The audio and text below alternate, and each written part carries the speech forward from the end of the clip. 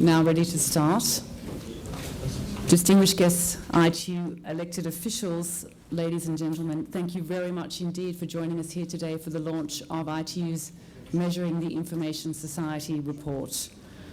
This ITU report is the world's most extensively referenced overview of the global ICT market. The figures and analysis contained within it are relied upon not just by other members of the UN family, but by multilateral organizations like the World Bank, leading international agencies like the World Economic Forum, and of course governments and the ICT industry worldwide.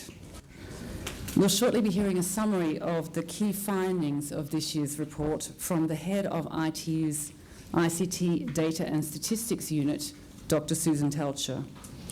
That presentation will be followed by an interactive question and answer session with our 9 distinguished panelists here today, led by ITU's Chief of Project Support and Knowledge Management, Dr. Cosmas Zavazava. And towards the end of that session, we'll also have about 15 minutes for questions from invited media and the audience. But to kick off proceedings today, it gives me great pleasure to invite ITU's Deputy Secretary General, Mr. Hulin Zhao, to say a few words, followed by opening remarks from Mr. Brahima Sanu, Director of ITU's Telecommunication Development Bureau, which produces this impressive report every year. Mr. Zhao, if you'd like to take the floor, please.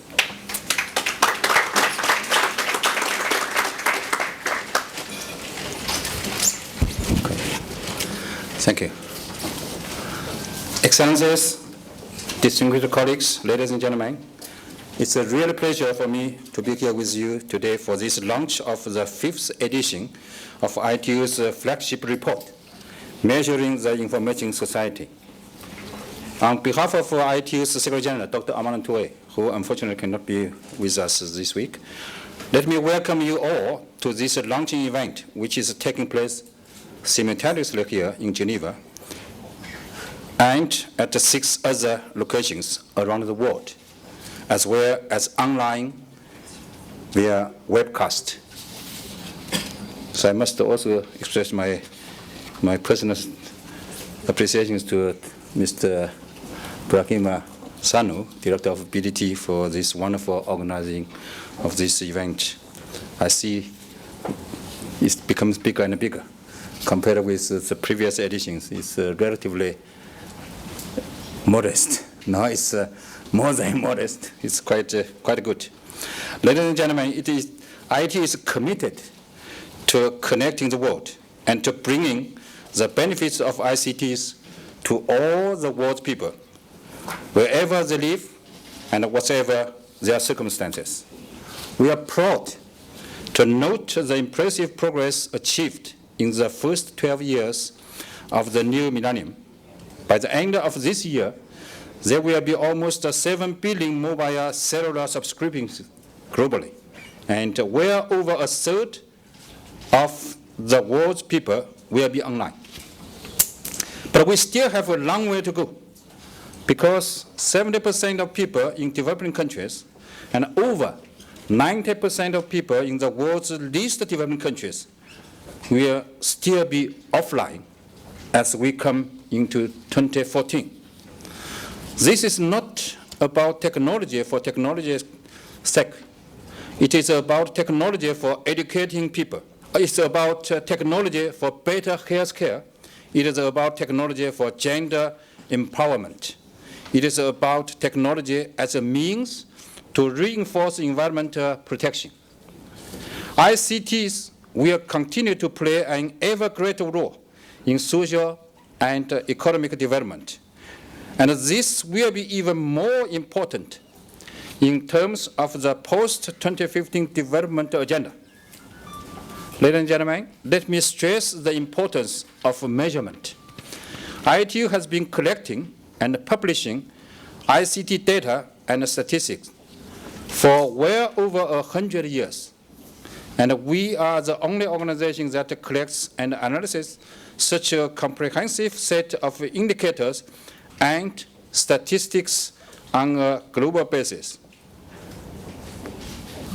This is important, not just in allowing us to see the progress which has been made, but also in showing us where gaps still remain. And it's useful and important both to policymakers and to the ICT industry. Let me also give a mention here to the Partnership on Measuring ICT for Development, which is an international multi-stakeholder initiative to improve the availability and the quality of ICT data and indicators, and which has been doing important work since it was set up in 2004. ITU continues to work closely with the partnership in our work on ICT statistics. In this connection, we note that the Broadband Commission for Digital Development has set a number of advocacy targets for broadband access, affordability, and policy, as well as gender equality. And the data in this new report provides crucial input to the Broadband Commission's work on measuring progress. Ladies and gentlemen, I do not want to take up too much of your time. Let me just therefore close by applauding the efforts of ITU's development sector in creating this new report, which brings together a huge volume of data and analysis, and which allows us to encourage all countries to make a strong social and economic progress by leveraging the power of ICTs. I sincerely hope that you will find this report very useful. Thank you very much.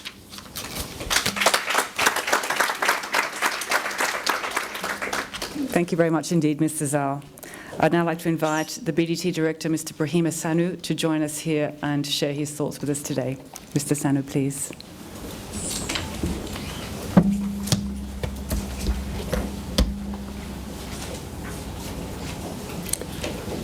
Your Excellencies, Honorable Ministers, Deputy Ministers, ladies and gentlemen, good morning, and thank you very much for joining us today. It is my great pleasure to welcome you to the launch of the 5th edition of the ITU flagship report entitled Measuring the Information Society 2013. Sound indicators and internationally comparable data are the basis of shaping the world of tomorrow. The Measuring the Information Society report has become a key reference document to monitor information and communication technology developments worldwide and to track the access, use, and affordability of ICT services. Let me share with you some of the key findings of the report. Over the last year, 250 million people came online. By the end of this year, almost 40% of the world's population will be using the internet. Mobile technology and services continue to be the key driver of the information society, and the number of mobile broadband subscriptions is now close to 2 billion. Mobile broadband is allowing more people to connect to high-speed networks and benefit from an ever-growing number of applications and services. It's also opened the door to new initiatives such as the ITU Empowering Development Initiative, which will promote and leverage the use of mobile applications for social and economic development. While both fixed and mobile broadband speeds continue to increase, the price of services is falling and ICT are becoming more affordable. In the space of 4 years, fixed broadband prices has dropped by an impressive 82%. Those are very good and very positive developments. Let us all together use these positive developments to put a human face to ICTs.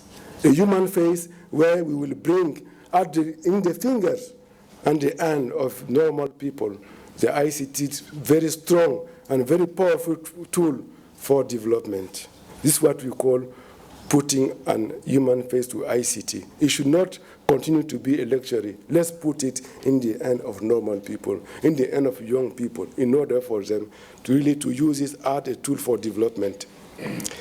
The report features also an important international benchmarking tool, the ICT Development Index, or IDI.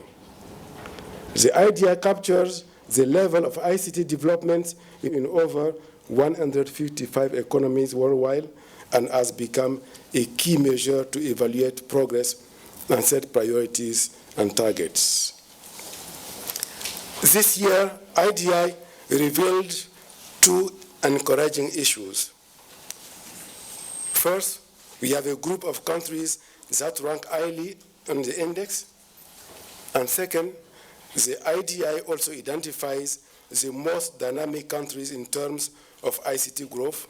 These are countries that have made the most progress over the last year, and they are mostly from developing countries, which is very encouraging for the global development of the ICTs in the world. Let me now say a few words about the young generation. Young people are all over the world the most active users of ICTs. For the first time in the report, we have quantified the number of world digital natives, while we ourselves as adults, we are only digital migrants.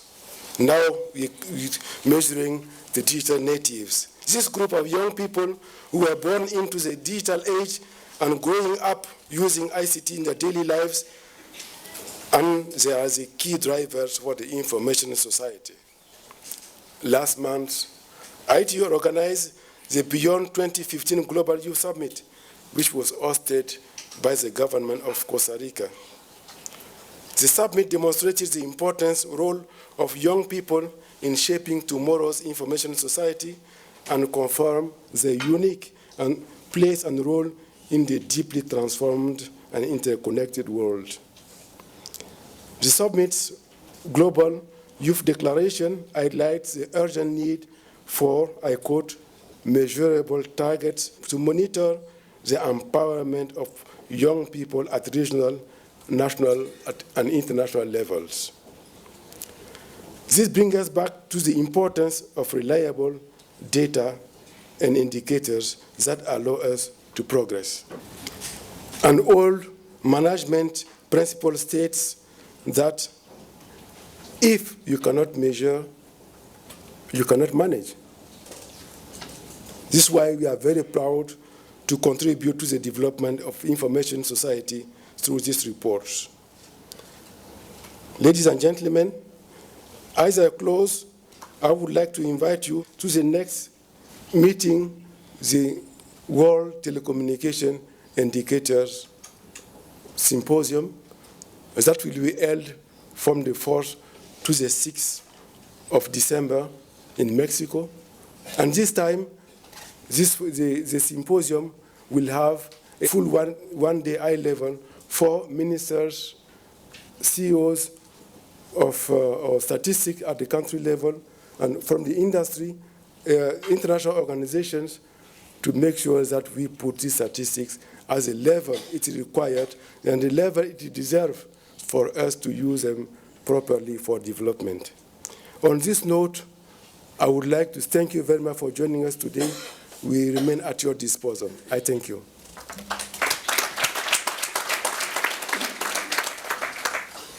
Mr. Sanu, thank you very much indeed.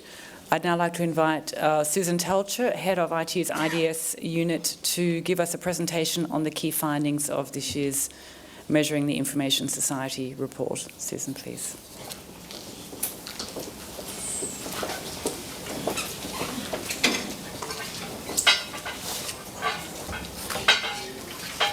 Thank you. Thank you very much, and good morning, ladies and gentlemen. Welcome to this launch of the Measuring the Information Society report. And I would like to give you just a snapshot of what's included in this year's report. This report has been published annually since 2009, and it's the main analytical report that is produced by ITU based on its statistical work. This year's report contains 5 main chapters. In the interest of time, I would like to keep it short and just show you a few selected findings related to each of those topics. Let me start by looking at broadband. Throughout the report, we pay particular attention to the uptake and spread of both fixed and wireless broadband services worldwide. The latest trends show that fixed broadband subscriptions continue to grow at double-digit rates in developing countries, starting from a low base, though. In developed countries, growth has slowed down over the past couple of years. There is still a substantial divide, with fixed broadband penetration in developing countries remaining at around 6%, compared with 27% in developed countries. Now, looking at mobile broadband access, this is growing very fast at over 40% annually. And by the end of this year, about half of the world's population will live within reach of a mobile broadband or 3G network. This is impressive, given that in many developing countries, 3G services were only introduced very recently. Mobile broadband now stands around 30% globally, up from 6% 5 years ago. In developing countries, the number of mobile broadband subscriptions doubled over the last 2 years. We still have a gap between developed and developing countries, which is big, with mobile broadband penetration reaching almost 75% in developed countries, compared with around 20% in developing countries. But given the high growth, we are expecting this to narrow quickly in the near future. The ICT Development Index has been produced by ITU in order to offer a benchmark to compare countries across the world.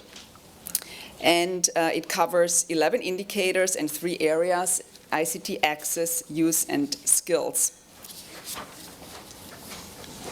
Let's have a look at the top performers and other key findings of this year's IDI. The Republic of Korea, followed by Sweden, continues to lead the world in terms of ICT developments. The other Nordic countries, Iceland, Denmark, Finland, and Norway, follow closely. And the Netherlands, the UK, Luxembourg, and Hong Kong, China, also rank in the top 10. Overall, ICT levels continue to mature throughout the world. Almost all countries increased their IDI values between 2011 and 2012. At the same time, there are huge differences that remain. For example, the average IDI value in developed countries is twice as high as the developing country average, and also the gap between the top and the bottom performers has remained. Results also show that developing countries are catching up on the use sub-index, driven by strong growth in mobile broadband and internet use. The IDI can also be used to monitor and analyze the digital divide by grouping countries based on the IDI levels. And the group with the lowest IDI values includes a total of 39 countries that are referred to as least connected countries. They are home to 2.4 billion people, almost 1/3 of the world's population. And people in these countries have still limited access to advanced ICT services such as broadband. At the same time, it is precisely in these countries where ICTs could potentially make a huge impact in terms of improving access to basic services such as health and education, and for creating new jobs.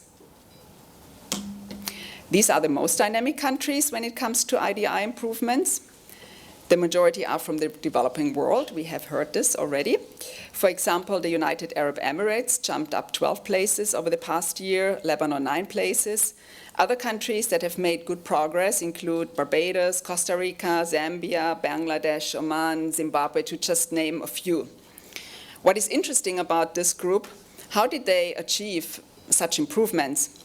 And we will hear more about this later on in our debate. But our analysis also shows that governments can play an important role in driving ICT growth and uptake. For example, by adopting and implementing national ICT plans, by creating an open regulatory environment that promotes competition, brings down prices, and by encouraging private sector investment. The report includes a detailed analysis of consumer prices for both fixed and mobile broadband services, and for different packages that are offered on the market. Just looking briefly at fixed broadband, the results clearly show that services are becoming more affordable. We heard about the impressive fall in prices since 2008, and the biggest drop indeed occurred in developing countries, where prices fell by 30% annually between 2008 and 2011 alone. At the same time, in most of the low-income countries, fixed broadband still remains unaffordable. For the first time in this year's report, we present a comprehensive data set on mobile broadband prices collected by ITU for around 130 countries. And results show that, for example, mobile broadband, similar to fixed broadband, is relatively affordable in the developed world, while services are much less affordable in developing countries. But they also show that a comparison between fixed and mobile broadband shows that mobile broadband services are often cheaper than comparable fixed broadband services, especially in developing countries and for low data volume offers.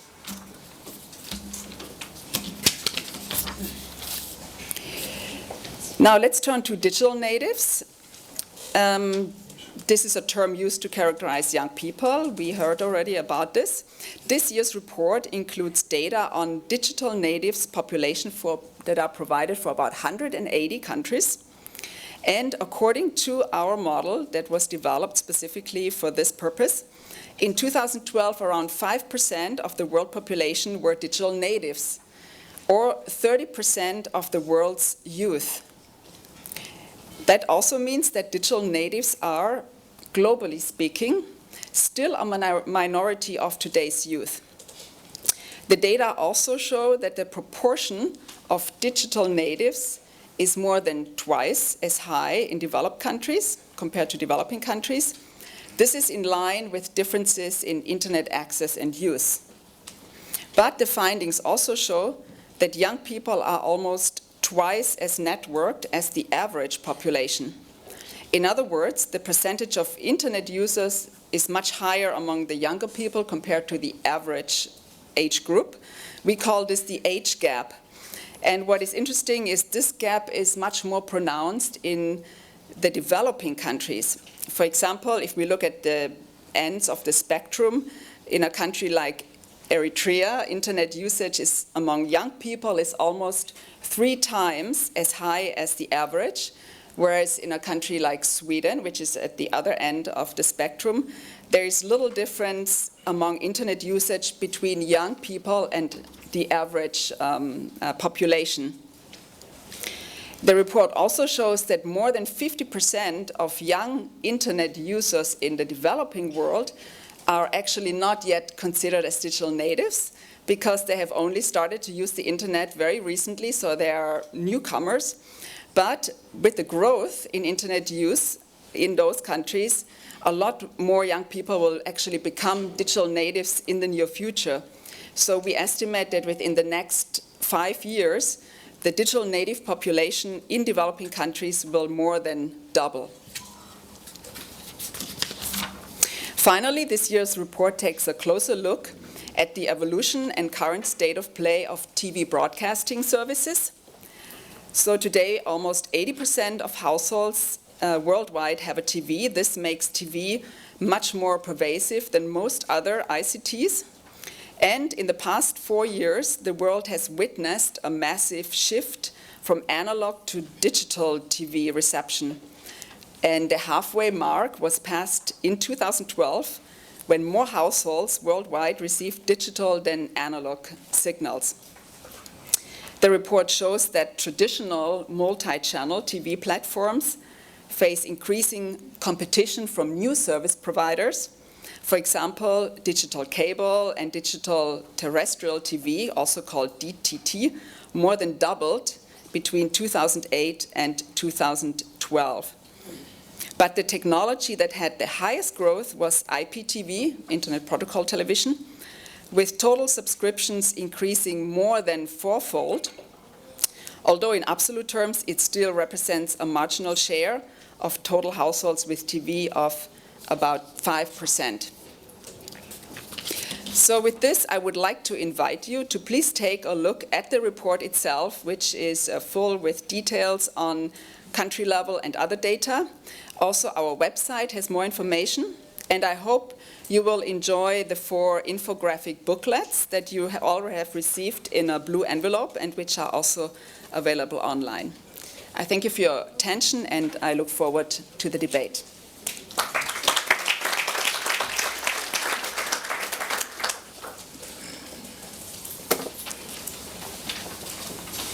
Susan, thank you so much for that excellent overview of this year's report.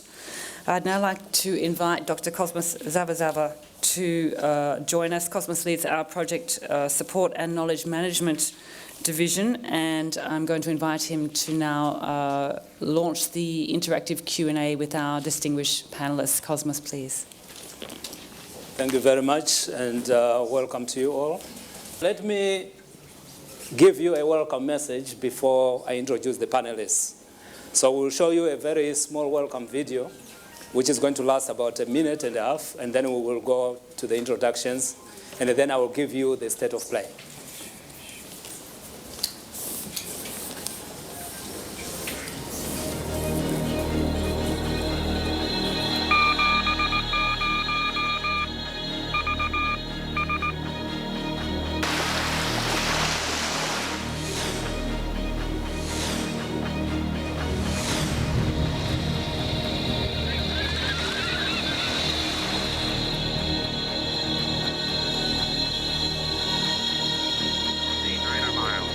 Temperature 78, dew point 72, wind at 190 degrees.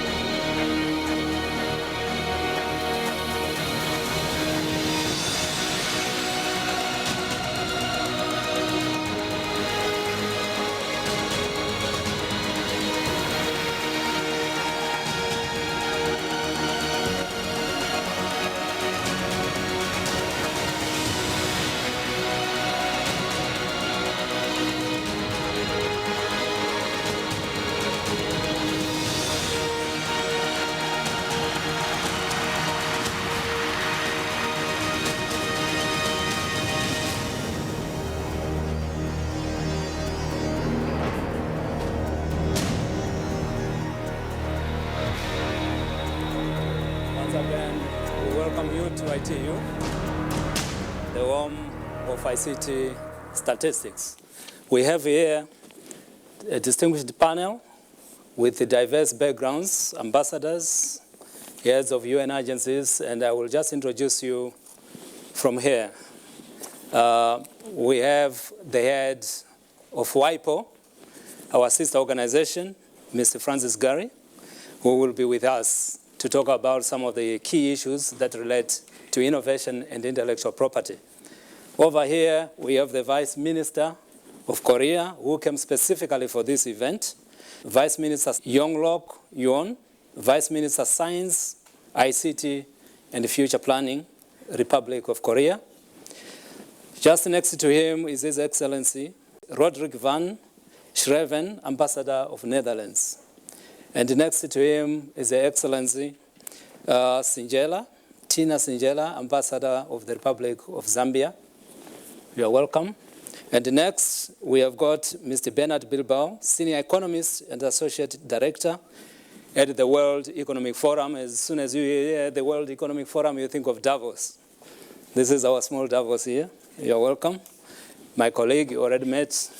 And from here, His Excellency Ambassador James Manzo from Zimbabwe. And next to him is Miss Sylvia Paul, Ambassador of Costa Rica. You still remember the Beyond 2015 Youth Forum we just had. Thank you very much for hosting it. Then Ms. Päivi Kairamo, Ambassador of Finland. You're most welcome. Then Mr. Juha Alskog, Minister of Enterprise and Energy Communication, Sweden. He specifically came for this event. So we thank you for coming. Please. So thank you very much. Here's the deal. The composition here is the media, who are among us. Second, are heads of UN agencies.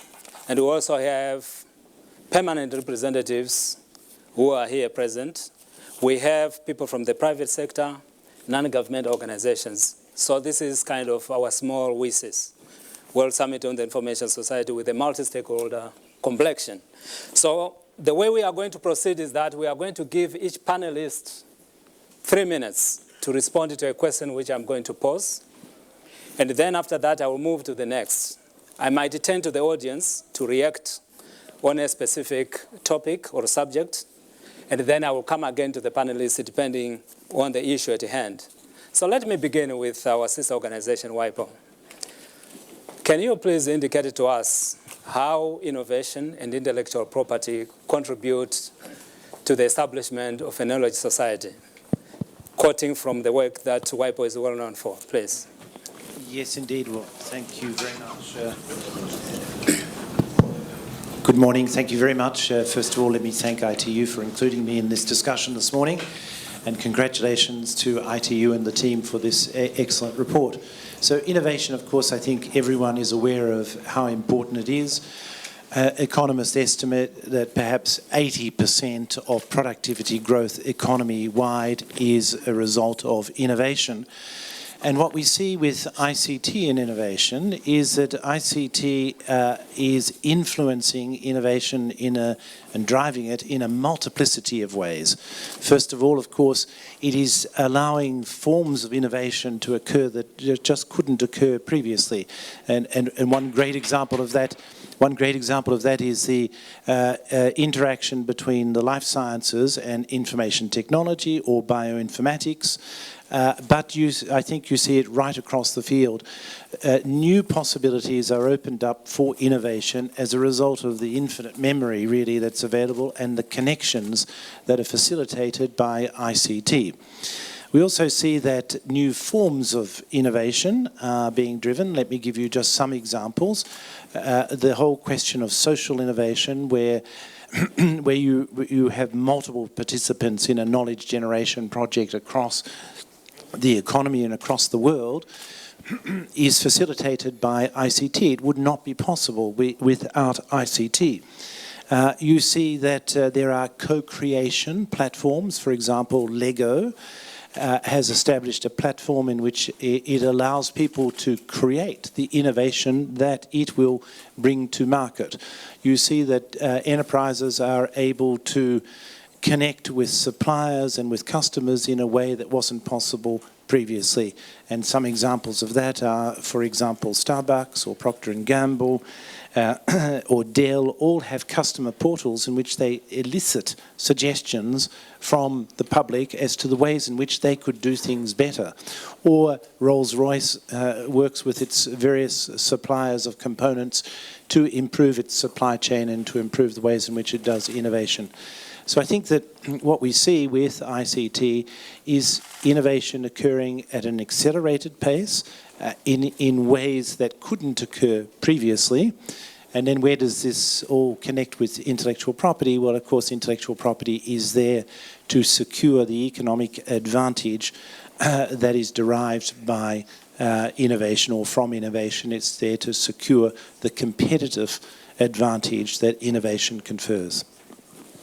Thank you very much. Innovation and knowledge society. The Vice Minister, what is your take on that? And if you could please tell us what is the secret of the Republic of Korea. For 3 consecutive years, you have emerged as IDI #1. And for the first time I have seen that you are the only country that has got a ministry which has been renamed for future development. So if you could share with us what are the policy implications and what action has government taken, please. Okay, before I go further, on behalf of Korean government, I'd like to express our great honor of ranking the high score for 4 consecutive years since 2010 in the IDI hosted by ITU. Our new government, our new government just initiated March this year. Madam Park, the President of Korea, initiated the creative economy. And under that concept, we prepared a very special administration. The name is Ministry of ICT, Ministry of Science, ICT, and Future Planning. It's a very long name, right? The reason why, because the legacy industry is not increasing anymore in case of Korea, because our labor competence we lose our labor competence. So that's why we have to focus on creativity-based creative economy. So in case of Korea, our territory is very small and we have almost nothing in natural resources. That's why we have to focus. We have turned our eyes on science and technology. So in case of traditional agricultural business, we need seed and very fertile soil, right? Just like that, creative economy also, we need very good seed and we need also very fertile soil. So as far as the seeds in creative economy is concerned, the seeds originate from the imagination of our young generations. So if we combine science and technology with the imaginations of our young generation, and then we can make our seed in a creative economy. And eventually the seeds are expected to be falling into the very fertile soil. But the soil is not physical soil in creative economy. The soil in creative economy, we need different soil. I'd like to call it as ICT soil, very fertile ICT soil. So as far as the ICT infrastructure is concerned, in Korea as a whole, we have very good fertile soil in creative economy. So that's why our Madam Park, the President of Korea, declared our paradigm for the next decades of our economy are expected to, encourage creative economy. And very fortunately, we have a good science and technology background. And we also have great ICT infrastructure as a soil for the creative economy. So that's why we encourage our young generations to, create new ideas on top of the existing industry. That's why the existing legacy industry is not increasing anymore. So that's why we create new business models that has never been existed on Earth. And then as a consequence, we can expand our economic volume. And as a consequence, we can increase our job chance. So at this moment, 2 years ago in the United States, the unemployment ratio was almost 10%. So President Obama was very surprised. So he declared Startup America. So even though the young generations in the United States, they increased more than 40 million jobs last 20 years, but still their unemployment ratio was almost 10%. So that's why President Obama declared Startup America. So since that policy, every year they decreased 1% of their unemployment ratio. So nowadays, within 2.5 years, their unemployment ratio is almost 7.4. Just like that, every countries they are struggling against increasing. They are struggling against, increasing their ICT infrastructure. But nowadays, they have to turn their eyes from preparing infrastructure itself.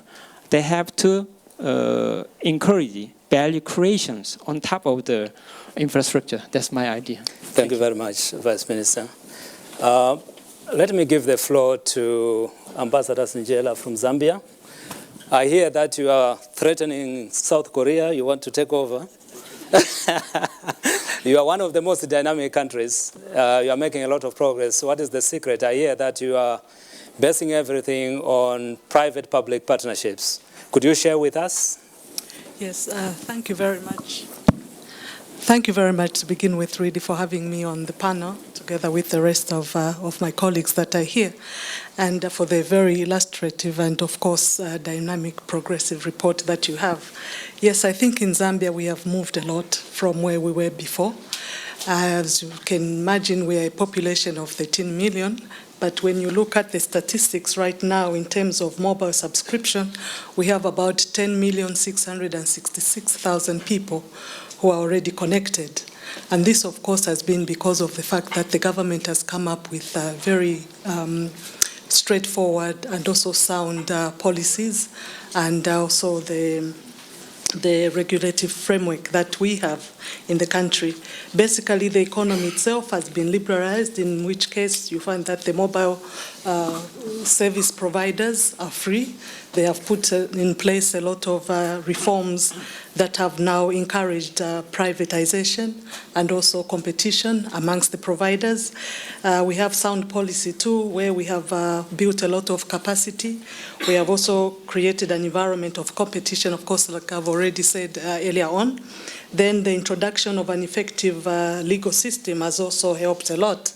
In terms of the regulatory framework, I think the government did repeal a lot of laws that we had before the economy was liberalized, and in that case we have now put in place some new laws relating to information and communication technology, electronic and communication transactions, and also the Postal Service Act, which was enacted in 2009. All these have really made it possible for Zambia, and has provided as many services to the service providers who are not restricted anymore. They can provide as much services as they're capable of doing. And in short, I must say, since I remember you did inform us that we only have 3 minutes, just to say that these changes, the great changes that we have seen, have been due to the ICT sector, which has now been liberalized, as I said, and we have a clear policy in Zambia on ICT, which has put in place very competitive regulatory work and framework, and the entire 3 mobile network operators that we have in the country have been granted international gateway licenses, and therefore competition has been encouraged in that area. And the convergence, of course, of licensing framework, which has been streamlined to 2 categories, of which it's now network and service licenses.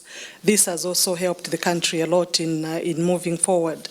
So I think, Mr. Moderator, those are some of the areas in which have helped Zambia move to the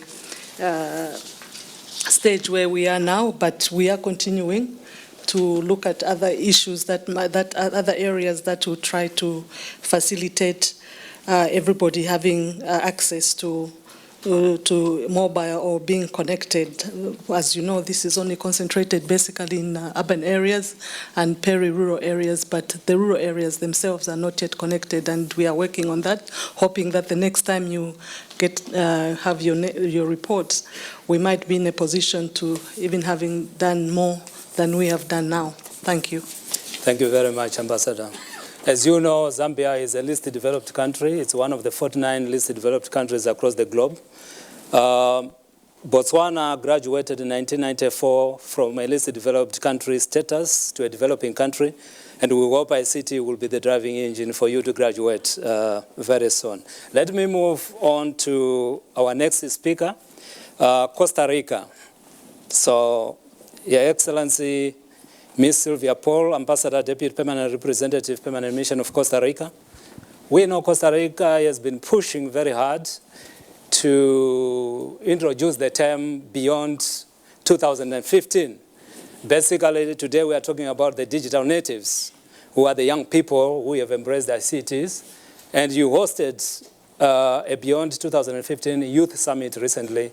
Could you tell us what policies have you put in place, and what exactly are you doing to make sure that ICTs become truly a driving engine for your development, and also how you are making sure that the youth become part and parcel of the whole game, please? Thank you very much, and congratulations on this very good, excellent event, and I'm very honored to be here and be able to share. Seeing it maybe from two perspectives, Costa Rica only recently opened up its mobile market, and we are very young in that process, only a few years ago. But that has helped us to present that Costa Rica is very serious in putting in on the front stage the issues related to innovation, science, and technology, and especially ICTs. When Mr. Francis Gurry mentioned a little bit the innovation index, which was presented by WIPO during the ECOSOC this year here in Geneva, we were very honored, Costa Rica, to be at the front of the Latin American countries in innovation.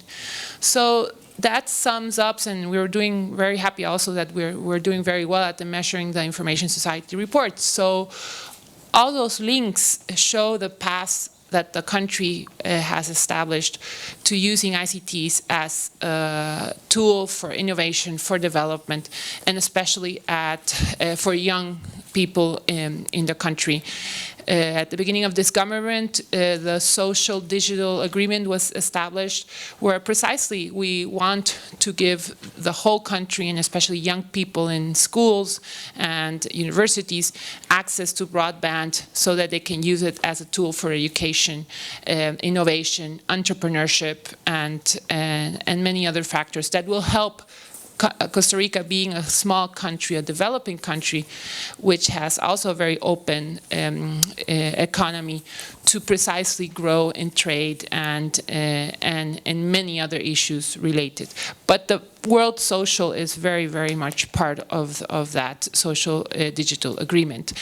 Based on that, we were honored to host the first Global Youth Summit with ITU, and the focus was precisely on what do youth want, being, as you measured it, a very important factor in ICTs and in the use of ICTs. And what do they want? What is their voice? Taking the words of Mr. Sanu, that giving them the human factor of ICTs. What do young people, being one of the most important users of ICTs, want in very important issues? So this summit talked 5 big subjects. It discussed 5 big subjects. And we did not only do it physically during the 3 days in Costa Rica, where we had the participation of 68 countries, over 600 participants from all around the world. But we had started around 2 months before with a crowdsourcing exercise where hundreds of young people participate, and they were very thirsty, you can say it, very hungry to let us hear their voices and what were their opinions on very important factors. And one of the main messages they were sending us is, you have to hear us. We want our opinions and we want our voices to be heard. And the 5 big subjects were first around employment. Well, what the Vice Minister just said of Korea, the importance of employment and the big problem on unemployment around the world, and how ICTs can be used as a tool to precisely promote employment in many, many countries. Entrepreneurship was linked to that. We had a hackathon related to different areas and also innovation. Then another major subject was health. How can we use ICTs as a tool for health, and how also to balance the use of ICTs? The World Health Organization is very, very concerned with all the issues related to non-communicable diseases, and how that is impacting young people now, and how ICTs can help get people healthier in their lives. Then another very important message that young people wanted to hear was about digital security and how young people want to feel safe in the digital world. The President of Costa Rica is the current patron of the Child Online Protection Initiative. And she has promoted very, very strongly that young people should have access to ICTs, but at the same time they have to feel safe, and they have to have the tools to know how to use ICTs correctly. The next subject is also very important for Costa Rica, was how can we use ICTs as a tool for environment, to protect the environment. Part of the big discussions related to the post-MDGs is precisely we have to include the social development, the sustainable development factor in the post-MDGs. It has to be in one way or the other linked to the post-MDGs. And there ICTs will play a very important role, and young people are very aware of that, of the issue with the environment. And finally, governance. They were very, very engaged, and they want their voices to be heard. They want to participate. They want that the UN organizations, that the UN system takes in consideration their opinions. So using ICTs as a tool, as a vehicle to precisely hear those voices is very important. So again, we were very honored that Costa Rica was the host of this event. The last part of the whole summit was precisely the presentation between the President of Costa Rica and Dr. Hamadoun Touré at the General Assembly of the major results, and we hope those are incorporated in the decisions of the post-MDGs, post-2015. Thank you. Thank you very much, Your Excellency. I meant to introduce the other ambassadors who are here present, so you are most welcome. They are not panelists today, but we are honored to have them here.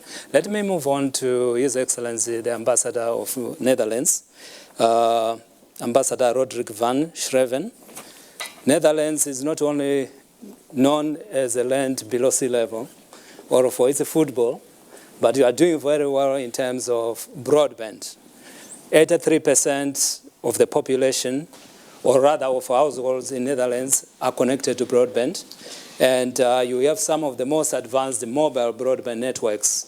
What is it that you are doing which is so right that you are making so much progress? And we know that the government has embarked on new initiatives. If you could just share for us, because you are fighting towards universal access, please. Thank you very much. If we look to broadband, it's true that it has been accepted very fast by a lot of people. 94% of the population has direct access to internet. Mobile internet really definitely went the farce on everything. When we now look on the other side, the use of it, e-banking, e-commerce, e-government, it's nearly impossible to get your electricity at home or water if you don't have internet. And if you then ask what I have to do, and they say, yeah, just look to internet to know what, if you have no internet, what you can do. So there we see that it has been totally part of what is going on. What we now face is, let's say, how do you give the human face to it, and how do you go to transformation? If we look some sectors, like, for example, travel agencies, in the last 3 years, they has diminished by 50%.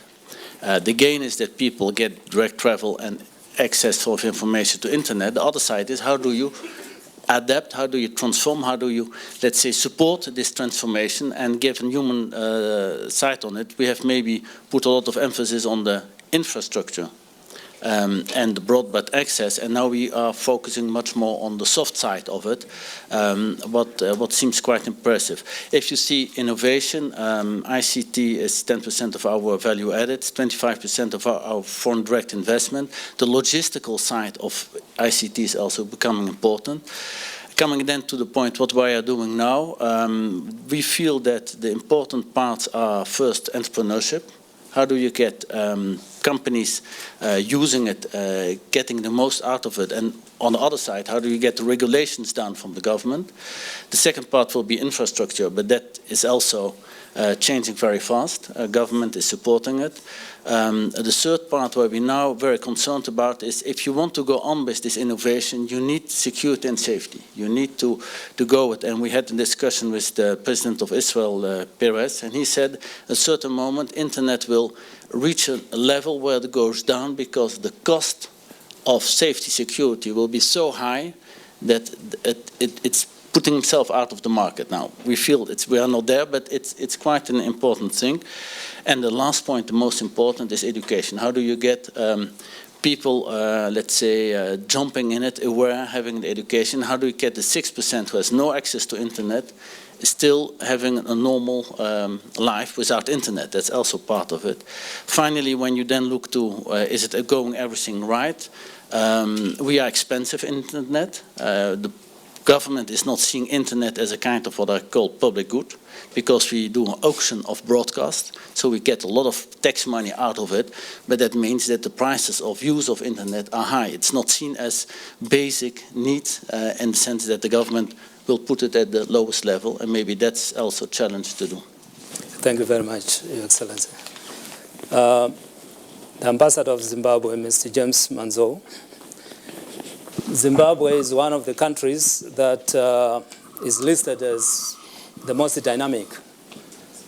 Probably you are sharing some secrets with Zambia, your neighbor, but you are making a lot of progress, and particularly on two things: M-banking and reaching out to remote, isolated rural areas in terms of mobile broadband and other ICT tools.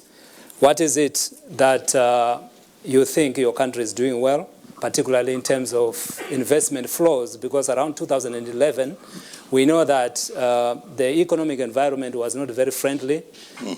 But despite that, we see that the inflows into the ICT sector continue to grow. What is it?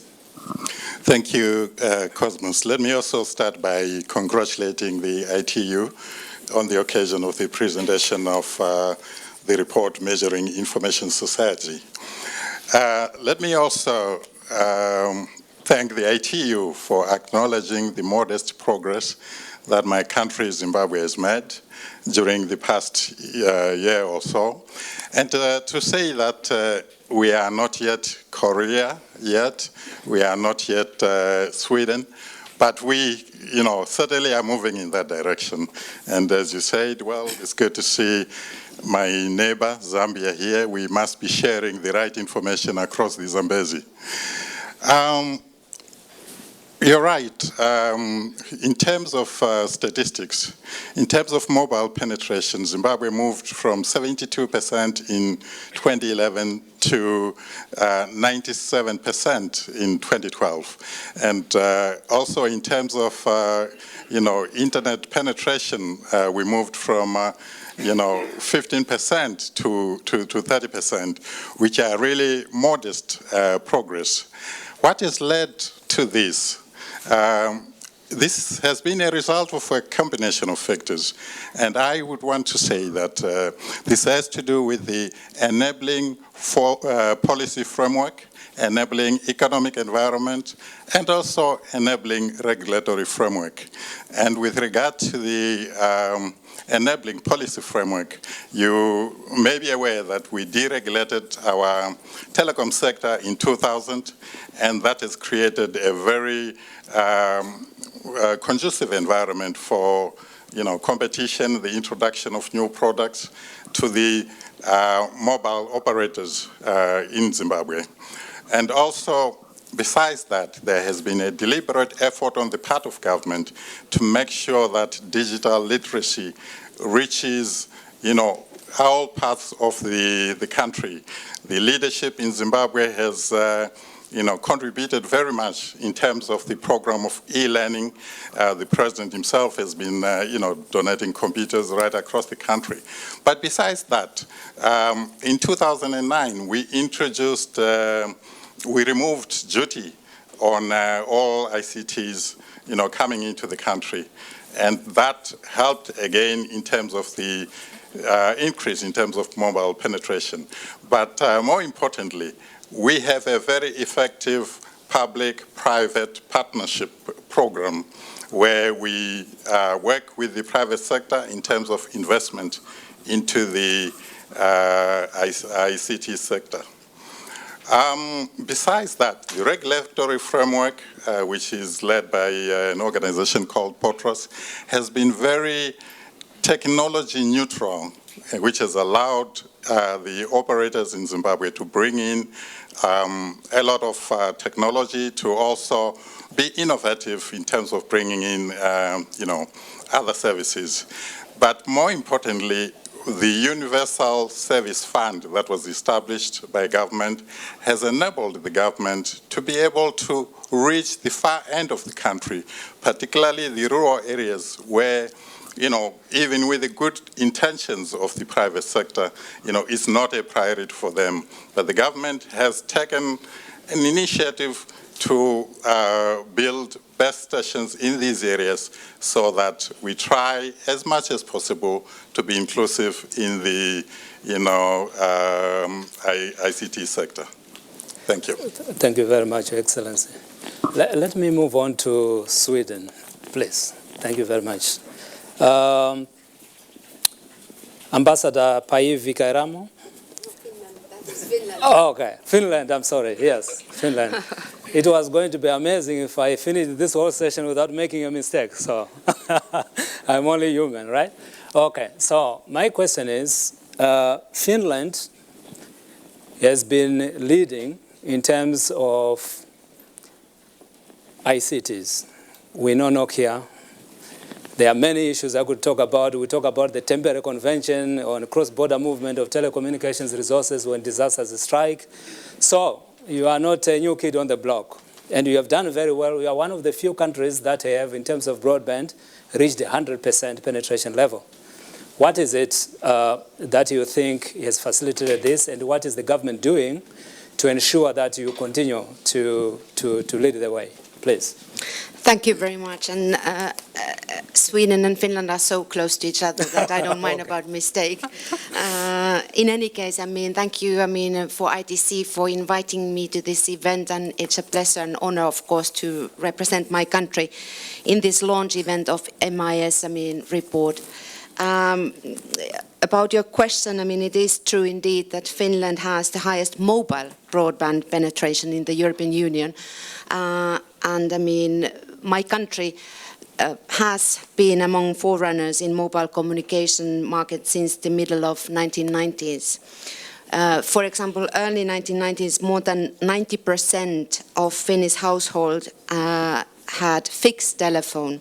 Today, the same fixed telephone penetration is less than 14%. Some factors behind this can be mentioned, and I would raise one in particular, which is that my country is quite a large country, at least with regard to European standards, but sparsely populated. In order to reach the whole population, we have always had to use modern technologies and take the full advantage of modern technologies. And with this respect, also mobile technologies play an important role in order to reach all our inhabitants and households, throughout the country. Access to information and proper communications links are no longer, obviously, luxury products, but necessary day-to-day tools of everyday life. A reasonable priced 1 megabits per second broadband connection was made everyone's basic right in Finland as of July the 1st, 2010. And in this respect, yet again, mobile networks play a vital role in reaching the whole country and all inhabitants. For the future, I should say that for my government, the main mission obviously is to ensure that people have access to well-functioning, safe and reasonably priced communication networks. I need to echo a bit my Dutch colleague. Of course, the price is always an issue. The same goes to Finland as well. But in some public places, like for example public libraries, we do provide services free of charge for people to get access to internet. But this is, of course, where public libraries, for example, are available. And going back to the fact that my country is relatively large, it is not always possible to use free of charge services, but they are available in my country. Finally, of course, a couple of things for the future. In Finland, the entire country will be covered by 100 megabit high-speed networks by 2015. Both wireless and fiber solutions will be used to achieve this objective. And this is the way we hope to be able to enable adequate connections to serve our citizens' future needs. And there is a particular aspect, with regard to Finland, I would like to raise, to conclude, and that is population aging. Finland is probably one of the few countries in the world which will face population aging sooner than the others, and the challenges. And here I would echo my counterpart from Costa Rica. In the health sector, for example, we hope that mobile services will be of help to address aging issue. Thank you very much. Thank you very much, Ambassador. So we remain in the neighborhood, the Ambassador of Sweden. So in fact, we are honored that we have Mr. Juha Alskog. I hope I got it right. But he's the head of section that deals with information technology policy. He flew from the ministry to come and participate in this panel discussion. So I would like to know, we know that you recently adopted a digital agenda. What is it that you are planning for the future to make sure that you maintain the IDI ranking that we have, which is quite high? And when I finish with you, we are going to round up with our colleague from the World Economic Forum, because he's going to have a global view. That's why I left him last. And then after that, I will open the floor for the rest of you to react. Please. Thank you. We are, of course, pleased and grateful to have achieved this good position in the ranking. And it's an impressive report as this area is very fast-moving, and to find a way to measure this over time that works is a challenge. And you've done a very impressive work here. Looking closer, we can see that we perform well in Sweden in most of the sub-indexes, but we not really top any of them. We have an overall good performance, adding up to a total good score. But we see other countries setting up ambitious programs and making rapid progress in many areas. For a long time, Sweden has had long-term ICT strategies, and even more so now. And we continue to have an ambition of being a leading ICT country. This is built on, among other things, a good education and research system, policies promoting competition in the ICT industry. And we have an ICT skilled workforce and also, as important, large organizations that are used to large-scale change projects. They have made them now over several generations and are getting institutionalized knowledge on how to do this. And it's obviously an asset to have a long history of investments in ICT, but it also adds up to a lot of legacy, which actually can be a liability. If you look at our health sector, where ICT is very widely used, but you can visit a hospital and move between different floors and they have different systems. If you're a patient needing care at different departments, the information will not move with you. And we have legacies not just in old IT infrastructures, but in laws, organizational structures, in minds and cultures, and this sometimes limits our abilities to innovate. And therefore, Sweden invests large political and financial efforts into changing this. We think we need to keep our eyes open for what is happening in developing countries, which do not have all of these legacies.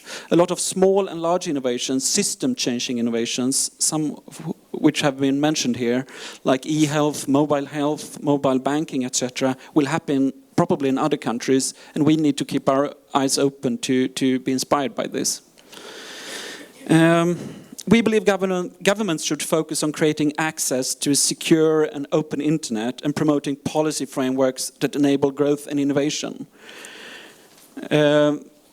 While we recognize that the current models of internet governance needs to be improved, we believe any top-down approach will stifle innovation and entrepreneurship. Our support for the multi-stakeholder model is rooted in our strong belief that this is the only model that will generate technology and solutions and growth for the future, both for Sweden and others. Thank you.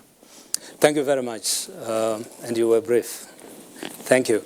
So let me go to the World Economic Forum, and if you could share with us, Mr. Bilbao, he's a senior economist, share with us the economic implications and the impact to business and to development post the 2015 agenda following Rio +20 on sustainable development. What did you see to be the role of ICTs? Well, thank you very much for the invitation, and first of all, congratulations for the launch of the report.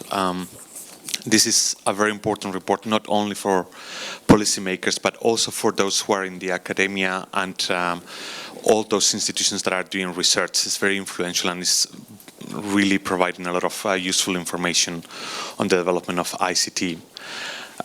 Coming up to try to answer your question, which is quite broad, I would like to narrow it down and perhaps just build up on what other panelists have been saying. You know, I think it's one of the prerogatives and the advantages of coming last in a panel, that you can actually build up from what others have said. You know, ICT is crucial, as Mr. Gurri already said at the beginning of the panel, and I think it's very nice to wrap up.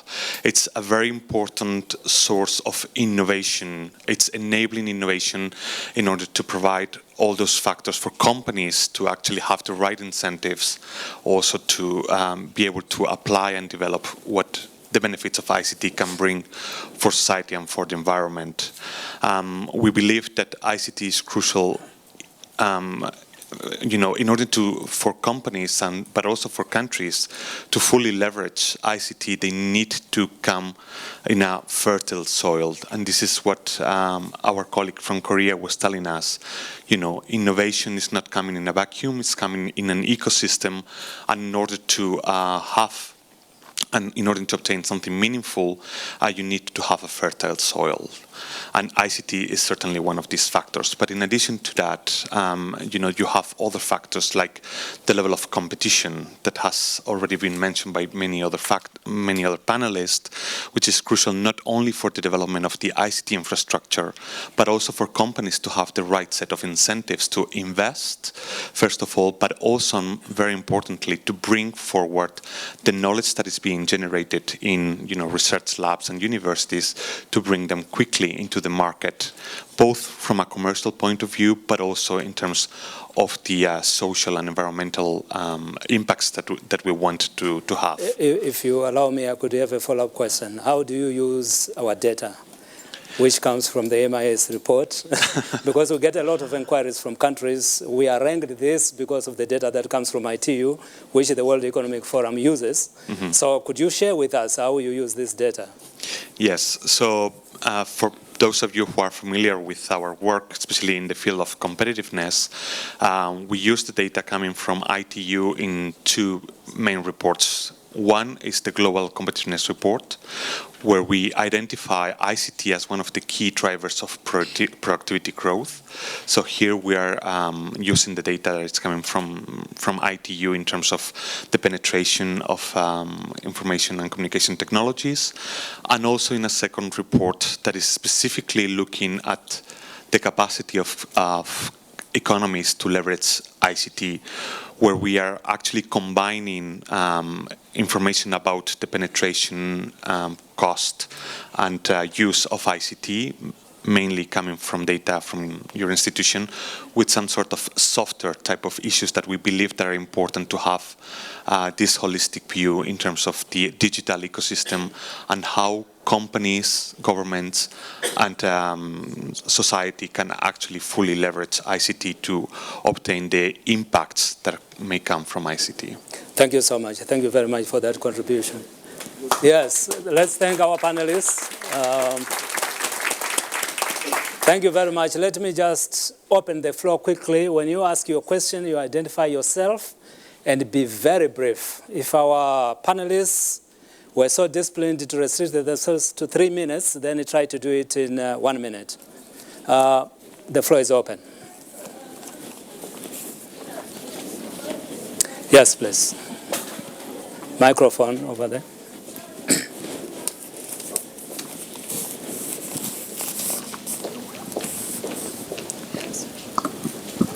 Yes, good afternoon. John Zarakostas. I'm a freelance journalist. I'd like to pick up on the intervention by the ambassador of Costa Rica and the ambassador of the Netherlands, I think, with reference to the importance of people feeling secure on the internet. Are there concerns in view of revelations in the last year about government-sponsored cyber warfare and government-sponsored interventions of businesses and internet users' profiles? Thank you. Thank you very much. Is there another question so that we can have them answered in one go? Yes, please. Yes, please. Yes, Boris Engelson, a local journalist freelance. Two quick questions. What explained the great leap forward of the UK and Australia in this year's rating, or in last year's rating? And second, 20 or 30 years back, when the author of the report weren't born yet, it looked as if the web would emanate from TV. That is, TV would create the web. And actually, it happened vice versa. The web is absorbing TV. So what went wrong there? Or what went right? Okay, thank you very much. Actually, you are right. I wanted just to remind the audience, if I had found a sponsor, I was going to ask a quiz, and that question was going to be, since when has ITU been collecting data? Then I would reward somebody, because I don't have any sponsor. I will tell you the answer. Since 1871, we have been collecting data. So I think there is some sort of resilience here. Let me give the floor to the panelists, and please feel free to pick from the menu. You have two sets of questions coming from our colleagues from the media. Who wishes to take the floor? If not, I can also, yes, please. The floor is yours. Can I have? Thank you very much. Based on the question on cybersecurity, from the Costa Rica perspective, there has been, being the president of Costa Rica, the patron of the Child Online Protection Initiative, it's been a subject for the past few years very focused on youth and on education, and precisely on giving the opportunity for young people to learn about the tools on internet and cybersecurity, and how they can feel safe in a very proactive way. we are a government which is very geared to an open digital society where internet and all the digital tools are used for precisely as tools to promote all of the issues that we have been talking about. But from our focus is very focused into youth and education. Thank you. Thank you very much. Anybody who wants to take the floor? Yes, please. You had a question on TV and the internet, and I'm thinking back 20 years ago when a digital native was someone who could set a clock on the VCR.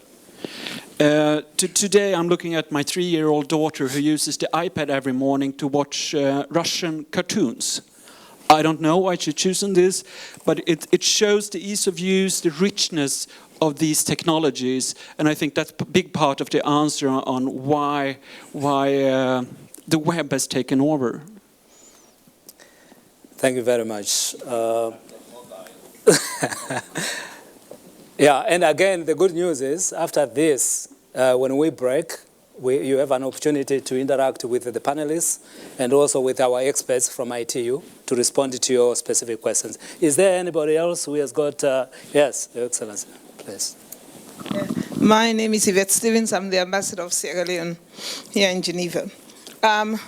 Thank you very much. I must thank you, ITU, very much for inviting us to this session here. I think this is the first time that Sierra Leone is appearing in this analysis, although at the bottom. But I thank you very much for at least bringing Sierra Leone into this analysis. I think it's been very useful to see that countries that are at the same level as us are making great progress, and this is a lot of encouragement for me. But I have one question, and that's related with the point you made about moving from LDC status. I'm just wondered whether any correlation has been done between this progress in the index and the macroeconomic performance of countries. And I wonder if the World Economic Forum could help me out that way to see if that has been done. It's obvious that it does, but I just wondered if any study has been done in that regard. Thank you. Thank you very much, Your Excellency. Thank you. Is there... I think I'm going to close here when we get an answer for Your Excellency. Who would like to respond? I'm sure at the World Economic Forum, I know that you have now factored in how ICTs impact the competitiveness of countries. If you could give us an answer. But what I can tell you, Your Excellency, is that when we look at the figures, the IDI reflects exactly there is a correlation between socio-economic development and the growth in ICTs. Even those small island developing countries that seem to be struggling with sea rise and are almost disappearing, they do very well economically despite their economic vulnerability because of their geographical position when the uptake goes up. But please, if you could. Sure. Well, perhaps two aspects to this. I think, at least from the World Economic Forum, from each of the different reports that we produce, both in terms of the Global Competitiveness Report with the Global Competitiveness Index, and then for the IT, for the technology part. As it was already mentioned, when you are drawing correlation analysis, then you see very clearly that there is a positive correlation between the two, between economic development on the one hand, and also IT development, or how we measure competitiveness. The problem with this is that you don't really know what is driving what. So there's this reverse causality that it's very difficult to distinguish. When you go into more sophisticated way of analysis with econometrics and especially with growth accounting, and you try to equate, our, for example, competitiveness index with, what traditionally has been regarded as the error factor in the growth accounting, very similar to total factor productivity, there you also come with some difficulties in terms of the data that you have. It's very difficult to have, long enough series that would allow you to run this type of econometric analysis, and that's where we are a little bit stuck. We know from the literature that each of the variables that we analyze, and it has been already assessed for the role of IT, that it has a positive impact on growth and employment. especially growth. With employment, it's a little bit more mixed. But you know, we also face some econometric difficulties in order to prove this in a very meaningful way. Thank you very much, Ambassador. Thank you very much. Just to add very quickly from what he has said and what you have said, that at least for my government, they took a keen interest in ICT because they've seen it as a developmental enabler. And in that manner, they've taken it side by side, looking at it from that angle. So I do agree with what you have just explained and what our colleague from the World Economic Forum has said. Somehow there's some form of relationship between the two. Thank you very much, Your Excellency. So thank you very much for coming. Just some announcements as you go out. We have the publication over there. If you miss this opportunity, it's going to be on sale, so you better just grab a copy. The second thing is that all the statistics that you see in our report is a result of your work. We don't process anything that is not provided by the member states. So we encourage you to participate in our work. If you go on our website, there is a link that takes you to what we call EGTI, which is an expert group on telecommunications indicators. And the first week of December, we will be in Mexico, where we are going to meet and we are going to have a World Telecommunication Indicators Symposium, where we bring all stakeholders at ministerial level, CEOs, and all those who are concerned. So it's going to be a big deal. Feel free to get to our website and you'll get information. Once again, thank you so much for coming.